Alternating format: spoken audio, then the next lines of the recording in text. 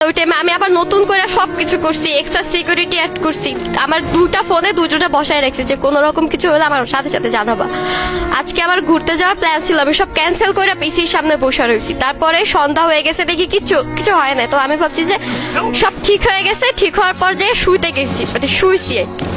শোয়ার পরে আবার একটু পরে কল আসে যে আবার চ্যানেল নাকি আবার ভিডিও আপলোড।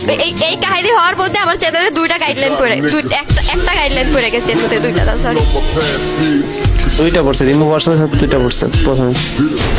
পরে আমি তাড়াতাড়ি দৌড়ে এসে ওই আবার যে লাইভটা প্লে করছে ওই লাইভটা ডিলিট করছি, একটা কন্টেন্ট একটা ভিডিও আপলোড করছে ক্র্যাক ফাইলে ভিডিও, ওইটাও ডিলিট করছি। কিছুক্ষণ পরে দেখি আমার চ্যানেলে টার্গেট করে দিয়েছে।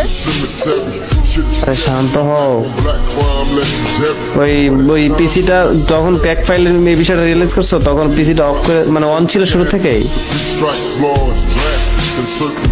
আমি অনেক কিছু করলাম। পিসি কি তোমার শুরু থেকে অন ছিল? আমি সকাল থেকে অন করে বই রয়েছি, আমি কিছু খাই নাই, আমি এনে বয়ে রয়েছি যাতে কিছু না হয়। আমার সামনে বসে আমার চ্যানেলটা টার্গেট হয়ে গেছে। দেখ